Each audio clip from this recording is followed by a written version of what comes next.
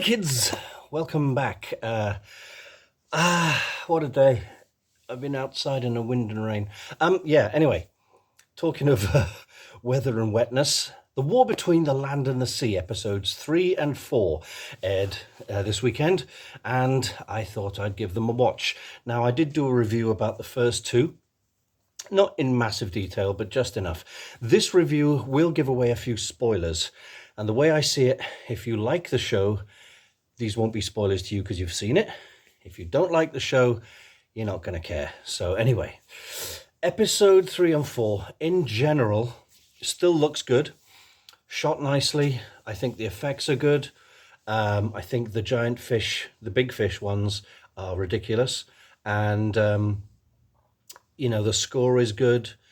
The cinematography is good. The acting is pretty good for the most part. But something's becoming apparent. Let's quickly talk about what happens in episode 3, which is the better of the two. They decide that they have, or then they're told by the Homo Aqua people that they've got to go down to meet them on their terms, which is way down in some trench 5 miles down. So they get into some bathysphere type thing and go down. So it's Barclay, the Colin McFarlane character. I can't remember his name. He's a major or something. Guy with the American accent. And a bunch of red shirts, essentially. And very predictably, one of them is a traitor. Which one could it be? Could it be Barclay, our protagonist? No, because he's the hero. Could it be the Chinese woman? No, because she's a woman and she's Chinese. Could it be the very nervous, scared Indian guy? No, because he's Indian. Could it be the South African elderly white guy? Could be. It's predictable. Don't get me wrong. I've seen Lethal Weapon 2, and South Africans always make good bad guys. If you can't use Nazis, use South Africans because of the whole apartheid regime thing. But it was pretty obvious. The second he pulled out his case and said, "I've got a gift for the Homo Equus. It's a globe." You go, "That's a bomb, isn't it?" And the thing that's becoming very apparent, as I said, is the predictability of the entire thing. There aren't any surprises. Kate Lethbridge-Stewart goes into a meeting with the Prime Minister and another evil American general. That's a bit of a trope as well nowadays, isn't it? The gung-ho, gun-happy, let's nuke them all and sort it out afterwards, American soldier type. She goes into a meeting, and they started the meeting without her. They don't want to tell her anything. They don't like her. She's like, "You're all crazy." And they're like, "We need to get her out of the way somewhere." Guess what? Assassination attempt. Now, they're not going to kill her off because she's Kate Lethbridge-Stewart. So her lover, unit soldier guy who has been with her since the Ncuti Gatwa era, he buys the farm. But again, it's predictable. So anyway, back to Barclay and his gang of red shirts. They go down to the 5 mile down to meet the Homo Aqua people. They get separated. Barclay and Salt are getting very close, as predicted. As imagine, it's the shape of water. And then once they get assembled in front of all the Aqua people, dodgy South African guy pulls out his gift, and it's a bomb, and everyone dies. I guess the only surprise there was that Colin McFarlane's characters died. He was taken out with the rest of the red shirts. But Barclay gets saved. I don't know how he doesn't get the bends getting pulled up to the surface at 5 miles. I know he had a protective bubble around him, but I'm sure the pressure would have just killed you. Anyway, he gets to the surface with Salt. They go on the run because she's basically betrayed her people as well now. They snog a few times. And it's like, okay, when are we going to get anything interesting and surprising? It's It's very drawn out. It's very long. I can't believe that episode 5 is the final episode, and it feels like the story's only just got started. So yeah. I mean, I don't dislike Russell Tovey. I just don't think he's a leading man. You know, he plays his characters. Everything he's played is I don't know what I'm doing. I'm a little bit stupid. I'm always worried about things. He's trying to put as much gravitas in it as possible, but I just don't think he's a particularly good leading man. And the other thing that becomes really obvious, and this is not a problem with Russell T Davies or anything like that, it's trying to do a Doctor Who spin-off without the Doctor. Because when the Earth is undergoing a huge, massive threat, if this was a Doctor Who thing, UNIT, especially the Brigadier, or in this case, Kate Lethbridge-Stewart, his daughter, or was it granddaughter? I think daughter, would call the Doctor.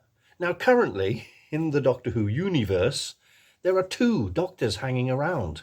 You've got the newly regenerated Ncuti Gatwa, so is it Ncuti or is it Billie Piper as something? It hasn't even been declared that she's the Doctor yet.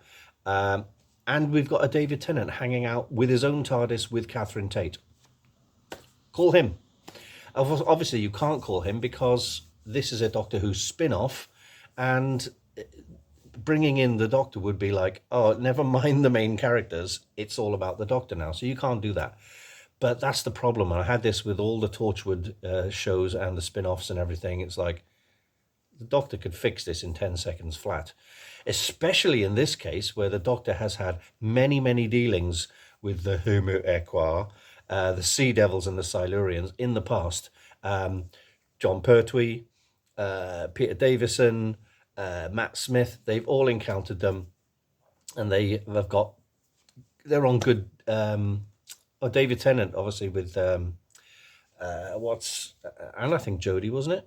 Oh, you know, with the Madame Vastra, she's a Silurian. Anyway, so yeah, this is the problem, and the predictability is it's a bit eye-rolly because you think, yeah, there's nothing there that surprises me when I'm watching it.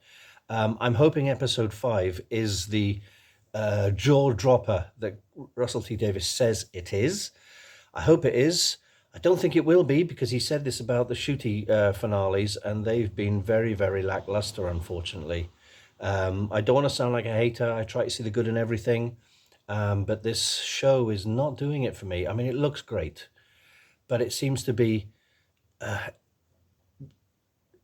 very, for want of a better phrase, po-faced and very, very somber and kind of, we're playing this gritty. And yeah, fair enough. I don't want jokes and gags every 2 minutes, but for the type of thing it is, creatures with little fishy ears, it could do with being probably a little bit lighter. I don't know. But it's a very thin sort of predictable storyline. Things happen that you go, yeah, of course that'll happen. You know, I want something interesting for episode 5. So fingers crossed they pull it out the bag. But don't hold your breath, because you'd have to hold your breath if you're underwater. Anyway, you know what I'm saying. So that's my review of The War Between Land and Sea. What did you think of it? Leave a comment below. If you're going to leave comments about wokeness and all sorts of offensive stuff, feel free, but your comment won't ever show up. The internet is full of horribleness and people just trying to cause arguments and start trouble and insult other demographics of the community.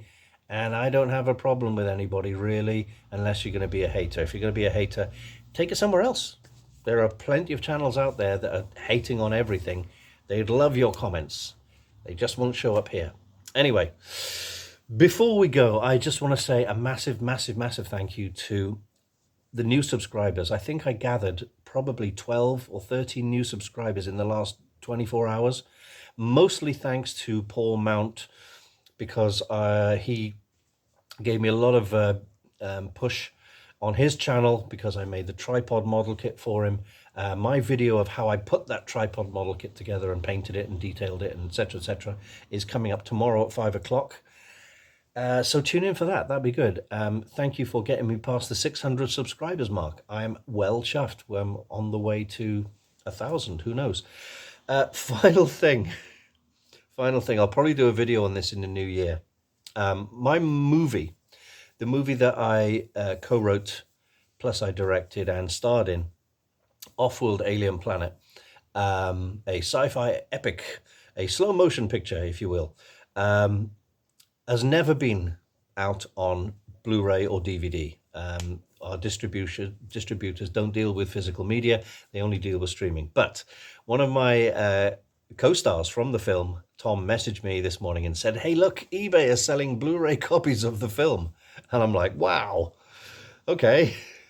So obviously, these are illegal copies downloaded from some streaming site. They've cobbled together some covers. I don't believe they're Blu-rays. I don't even know what quality they are. They certainly don't come with extras. But I think it's hilarious. There's nothing I can do to stop it. I guess it just means once your film is pirated, you're kind of noticed by the pirates, so you're actually made it. I may buy a copy in the new year just to review it for shits and giggles. Anyway, yeah, so if you do go and buy Off-World, no, it's nothing to do with me. I'm not profiting from it. It's some guy in the Far East. They're quite expensive, actually. I think the best part, 20 quid. But I mean, if you are crazy enough to buy one, let me know what it's like. But at the end of the day, what can you do? Anyway, that's it for me. I will see you tomorrow for the tripod BBC 1984 BBC era tripod model kit build I made for Paul Mount. Take care now. Bye bye then.